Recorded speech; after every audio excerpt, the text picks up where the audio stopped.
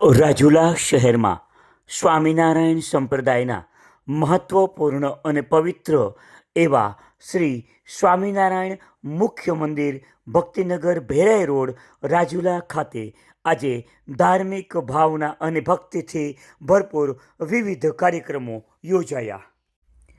આજના આ કાર્યક્રમમાં રાજપચાર પૂજન, 51 કિલો ચોકલેટનો અભિષેક તથા જનમંગલના પાઠ સહિત અનેક ધાર્મિક કાર્યક્રમો યોજાયા.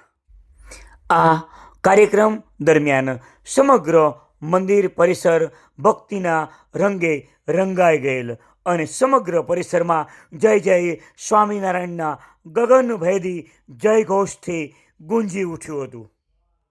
આજના આ વિશેષ કાર્યક્રમના પ્રસાદના આયોજન માટે હસમુખભાઈ પ્રભુદાસભાઈ ઠક્કર સહપરિવાર મુંબઈ તથા સુરેશભાઈ મણિભાઈ ઠક્કર સહપરિવાર કચ્છ ભુજ દ્વારા સેવાભાવ સાથે સમગ્ર પ્રસાદની વ્યવસ્થાઓ કરવામાં આવી હતી. બંને પરિવારો દ્વારા ધર્મ કાર્યમાં યજમાન પદ સ્વીકારી આ કાર્યક્રમને સફળ બનાવવામાં મહત્વપૂર્ણ યોગદાન આપ્યું હતું.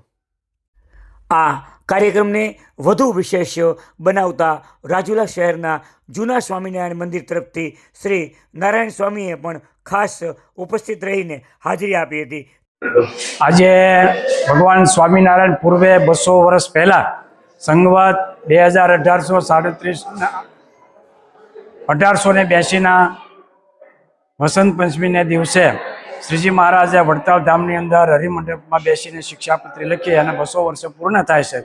તો આજે રાજુલા સત્સંગ સમાજ તેમજ કોઠારી સ્વામી શ્રીનારાયણદાસજી તથા હરિનંદન સ્વામી બંને મળી અને આજે પુષ્પાભિષેક, ત્યાર પછી ચોકલેટનો અભિષેક, ચોકલેટ આજે 51 કિલોનો અભિષેક કરવામાં આવ્યો છે અને એના યજમાન છે અમારા મુંબઈ નિવાસી હસમુખભાઈ પ્રભુદાસભાઈ ઠક્કર અને કચ્છ ભુજ નિવાસી છે અમારે સુરેશભાઈ મણિભાઈ ઠક્કર.